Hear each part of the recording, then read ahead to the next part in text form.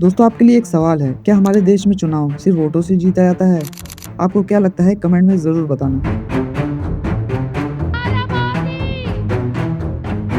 लेकिन अगर ऐसा होता तो चुनाव के महीनों पहले करोड़ों रुपए खर्च करके प्रचार क्यों किया जाता? लोगों की सोच बदलने के लिए इतनी बड़ी लड़ाई क्यों होती?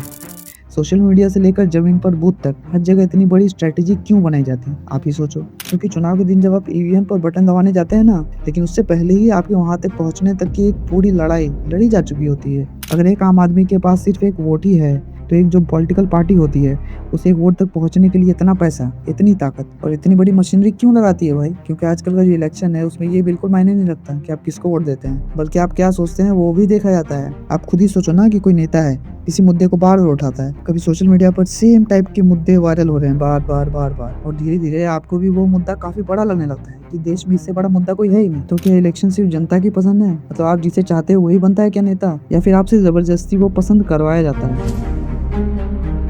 अब देखो, इसका मतलब ये बिल्कुल भी नहीं है कि जनता के पास कोई ताकत नहीं है। आखिर में वोट तो आपको ही देना है। कोई पार्टी कितनी भी बड़ी हो, कितना भी पैसा लगा ले, कितनी भी स्ट्रेटेजी बना ले, अगर वोटर वोट ही नहीं देगा तो उस स्ट्रेटेजी का करेगा क्या वो? यानी कि इलेक्शन का खेल सिर्फ पैसा वर्सेस वोट का नहीं है। ये पैसा, संगठन, उम्मीदवार, मुद्दे, प्रचार, सोशल मीडिया और सबसे आखिर में वोटर के फैसले, इन सब का कॉम्बिनेशन है। और इसी कॉम्बिनेशन को समझने के लिए हमें चुनाव के उस हिस्से में जाना होगा जो अक्सर कैमरे के सामने दिखाई ही नहीं देता। भारत में चुनाव लड़ना सिर्फ नामांकन भरने का नाम नहीं है। चुनाव प्रचार में सभाएं होती हैं, गाड़ियां चलती हैं, पोस्टर लगते हैं, डिजिटल प्रचार होता है और इन सब के पीछे पैसा लगता है। लेकिन क्वेश्चन सिर्फ ये नहीं है कि पैसा कितना लगा, सवाल ये है कि पैसा चुनाव को कितना प्रभावित कर सकता है। क्योंकि अगर एक उम्मीदवार के पास हजारों लोगों तक पहुंचने के लिए संसाधन है और दूसरे के पास नहीं है, तो क्या दोनों के लिए चुनाव का मैदान वास्तव में बराबर है? तो क्या भारत का चुनाव सिर्फ वोटरों के लिए लड़ा जाता है, या फिर रिसोर्सेज की लड़ाई भी उतनी ही बड़ी होती है? अच्छा ठीक है, मान लीजिए कि किसी नेता की रैली में लाखों लोग आ गए, सोशल मीडिया पर वीडियो वायरल हो गया, लेकिन क्या सिर्फ इतनी बड़ी भीड़ चुनाव जिताने के लिए काफी है? मेरे ख्याल से तो नहीं। क्योंकि चुनाव का असली खेल सिर्फ बड़ी रैली में नहीं होता,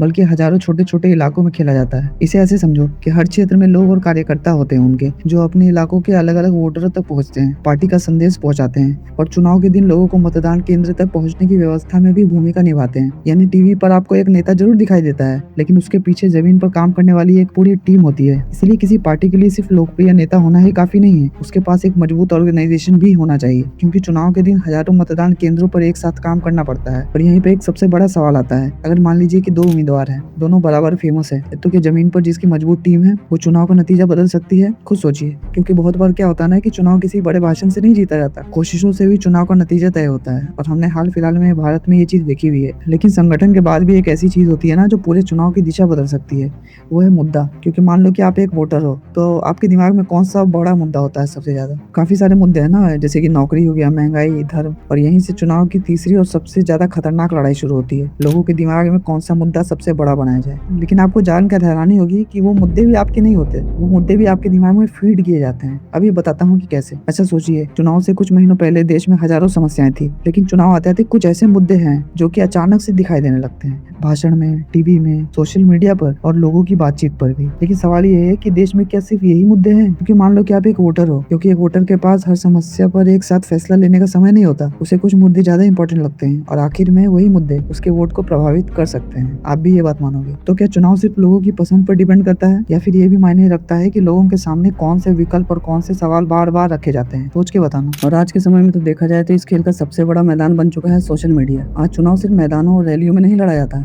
एक बहुत बड़ा चुनाव आपके मोबाइल के स्क्रीन पर भी लड़ा जाता है। आप सुबह फोन खोलते हैं, एक नेता का वीडियो आता है, थोड़ी देर बाद उसी मुद्दे पर दूसरा वीडियो आता है, फिर कोई पोस्ट, कोई मीम, कोई छोटा वीडियो, और देखते देखते वही मुद्दा आपकी पूरी स्क्रीन पर छा जाता है। अब सवाल ये है, क्या ये सिर्फ इसलिए दिखाई देता है क्योंकि वही सबसे जरूरी मुद्दा है, या फिर इसलिए क्योंकि किसी ने तय किया है कि आपको वो दिखाना ज्यादा जरूरी है? सोशल मीडिया की सबसे बड़ी ताकत यही है कि यहाँ पर किसी संदेश को लाखों लोगों तक पहुँचाने के लिए ज्यादा टाइम नहीं लगता। लेकिन यहाँ भी पूरी कहानी एक तरफ की नहीं है। सोशल मीडिया सिर्फ पार्टियों को लोगों तक पहुँचाने की ताकत नहीं देता, आम लोगों को भी अपनी बात सीधे लाखों लोगों तक पहुँचाने की ताकत देता है। यानी कि वही मोबाइल जो किसी राजनीतिक संदेश को फैलाता है, वही किसी सरकार की आलोचना को भी लाखों लोगों तक पहुँचा सकता है। इसीलिए चुनावी स्ट्रेटेजी बनाते समय पार्टियां ये समझने की कोशिश करती हैं कि अलग अलग इलाकों में लोगों के लिए कौन से मुद्दे ज्यादा इंपॉर्टेंट हैं। लेकिन यहीं पर चुनाव का सबसे बड़ा सवाल खड़ा होता है, क्या लोगों की पहचान पहचान और भावनाओं को समझना लोकतांत्रिक राजनीति का हिस्सा है, या फिर जब पहचान को जानबूझकर लोगों को बांटने के लिए इस्तेमाल किया जाए तब समस्या शुरू होती है। क्योंकि वोट मांगना लोकतंत्र है, ये सबको पता है, लेकिन डर और नफरत पैदा करके वोट मांगना लोकतंत्र को कमजोर करता है। लेकिन आखिर में सवाल फिर भी वही है, क्या इतनी सारी स्ट्रेटेजी के बावजूद आखिरी फैसला किसका होता है, आपका या फिर उस पॉलिटिकल पार्टी का जो हर साल बड़े बड़े वादे करती है।